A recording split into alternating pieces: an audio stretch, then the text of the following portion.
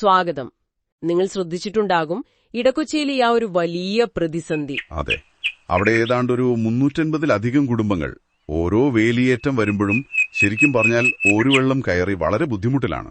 വീട്, മറ്റ് സാധനങ്ങൾ, എന്തിന് കുടിവെള്ളം വരെ പ്രശ്നത്തിലാവുന്നൊരവസ്ഥ. അതെ, ഇതിനൊരു അറുതി വരുത്താൻ അവിടുത്തെ ആളുകൾ തന്നെ, നാട്ടുകാർ തന്നെ മുൻകൈ എടുക്കുന്നതിനെ പറ്റിയാണ് നമ്മൾ ഇന്ന് വിശദമായി സംസാരിക്കുന്നത്. ശരിയാണ്. നമ്മുടെ കയ്യിലുള്ളത് ഈ ഇടക്കൊച്ചി ജനകീയ സമിതിയുടെ ചില പ്രവർത്തനങ്ങളെക്കുറിച്ചുള്ള വിവരങ്ങളാണ്. പിന്നെ ഒരു ജനകീയ കൺവെൻഷന്റെ നോട്ടീസുണ്ട്, ചില വാർത്തകളും കണ്ടിരുന്നു. സർക്കാർ സംവിധാനങ്ങളെയൊക്കെ കാത്തിരുന്ന് മടുത്തപ്പോ അവര് തന്നെ ഇറങ്ങുകയാണ്. അതെ, ആ ഒരു കൂട്ടായ്മയുടെ ശക്തി, അവര് നേരിടുന്ന പ്രശ്നങ്ങൾ, പിന്നെ ഇത് കേൾക്കുന്ന നിങ്ങൾക്ക് ഇതിൽ എങ്ങനെയൊക്കെ സഹായിക്കാൻ പറ്റും, ഇതൊക്കെയാണ് നമ്മളൊന്ന് നോക്കുന്നത്. ഈ സമിതി ജനുവരിയിലാണല്ലോ രൂപീകരിച്ചത്. അതെ, ഈ വർഷം ജനുവരിയിൽ. അപ്പൊ ഈ സമിതിയുടെ പരിശ്രമങ്ങൾ, ഇപ്പൊ അവർ മുന്നോട്ട് വയ്ക്കുന്ന ഒരു പുതിയൊരു താൽക്കാലിക പരിഹാര ശ്രമം, അതിനായിട്ട് വിളിച്ചു ചേർക്കുന്ന ഒരു യോഗം, ഇതൊക്കെയാണ് നമ്മൾ ഇന്ന് ഏറ്റവും വിശദമായി നോക്കാൻ പോകുന്നത്. ശരി.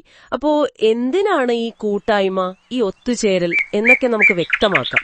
തീർച്ചയായും നമ്മൾ ഓർക്കണം, ഓരോ വേലിയേറ്റം വരുമ്പോഴും അവിടുത്തെ സാധാരണക്കാർക്ക് അതൊരു പേടി സ്വപ്നം പോലെയാണ്, അല്ലേ? അതെ, വീട്ടിന്റെ തറയിലേക്ക് അഴുക്കുവെള്ളം ഇങ്ങനെ ഇരച്ചു കയറും, വാഹനങ്ങളൊക്കെ തുരുമ്പെടുത്ത് നശിക്കും, കിണറിലെ വെള്ളം പിന്നെ പറയണ്ട, ഉപ്പുവെള്ളമാകും. ഇത് വർഷങ്ങളായിട്ട് തുടരുന്നൊരു ദുരിതമാണ്.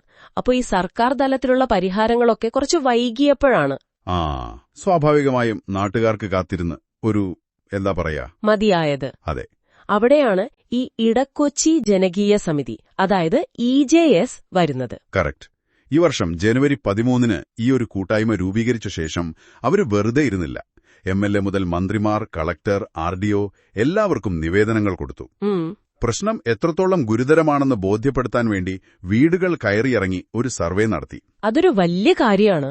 പിന്നെ ധർണ, പ്രതിഷേധ ജ്വാല, അറിവ് അതിജീവനം എന്ന പേരിൽ ഒരു ബോധവൽക്കരണ സെമിനാർ, അങ്ങനെ പല രീതിയിൽ അധികാരികളുടെ ശ്രദ്ധ കിട്ടാൻ അവർ ശ്രമിച്ചുകൊണ്ടേയിരുന്നു. ഇതൊരു നാടിന്റെ ഒരുമിച്ചുള്ള ഒരു ചെറുത്തുനിൽപ്പാണല്ലേ? തീർച്ചയായും, ഒറ്റക്കെട്ടായിട്ടുള്ളൊരു മുന്നേറ്റം. ആ ശ്രമങ്ങളൊന്നും വെറുതെ ആയില്ല എന്നുള്ളതാണ് പ്രധാനം. കുറച്ചു ഫലമുണ്ടായിട്ടുണ്ട്. അതെ, ആ സമ്മർദ്ദങ്ങൾക്കൊക്കെ ഒരു ഫലം കണ്ടു തുടങ്ങി എന്നത് നമുക്കൊരു പ്രതീക്ഷ നൽകുന്ന കാര്യമാണ്.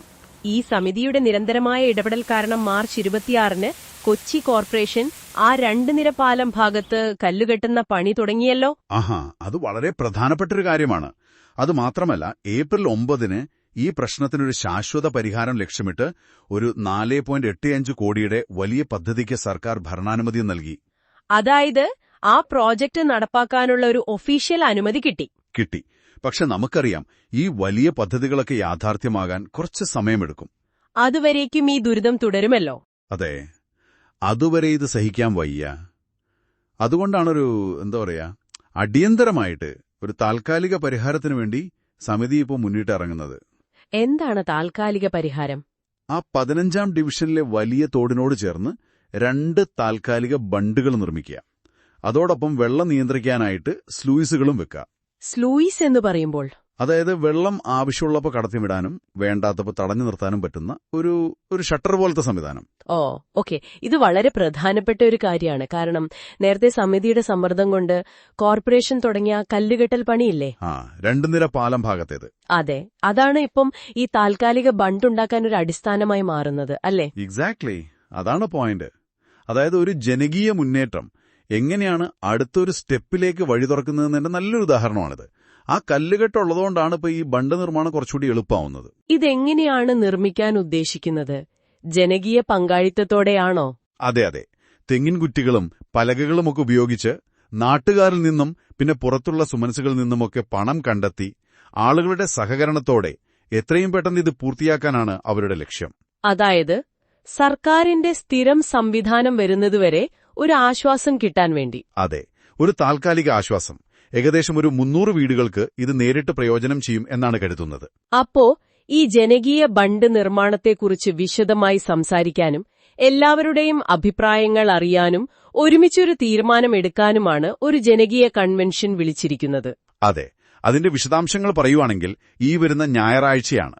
ഞായറാഴ്ച ജൂൺ 8. അതെ, ജൂൺ 8 വൈകുന്നേരം കൃത്യം 4 മണിക്ക്. സ്ഥലം PK കുട്ടിക്കൃഷ്ണൻ വൈദ്യർ സ്ക്വയർ, അതായത് വലിയകുളം മൈതാനം. ഇതിന് നേതൃത്വം കൊടുക്കുന്നത് chairman Manuel Nixon, general convener V Sivaprasad അങ്ങനെയുള്ളവരാണ്. അവിടെ സ്റ്റാൻഡിംഗ് കമ്മിറ്റി ചെയർമാൻ എ ശ്രീജിത്തും കൌൺസിലർമാരായ ജിജ ടെൻസൺ, അഭിലാഷ് തോപ്പിൽ ഇവരെല്ലാവരും പങ്കെടുക്കുന്നുണ്ട്. ഓ, അപ്പോ ഈ കൺവെൻഷന്റെ ഉദ്ദേശം വളരെ വ്യക്തമാണ്. ഈ താൽക്കാലിക ബണ്ട് എന്ന ആശയം എല്ലാവരിലേക്കും എത്തിക്കണം. അതിന്റെ സാധ്യതകൾ, വെല്ലുവിളികൾ ഇതൊക്കെ ചർച്ച ചെയ്യണം. അതെ, നിർമ്മാണത്തിനുള്ള പണം എങ്ങനെ കണ്ടെത്താം, ആളുകളുടെ സഹകരണം എങ്ങനെ ഉറപ്പാക്കാം, അങ്ങനെയുള്ള കാര്യങ്ങളിലൊക്കെ ഒരു കൂട്ടായ തീരുമാനമെടുക്കുക.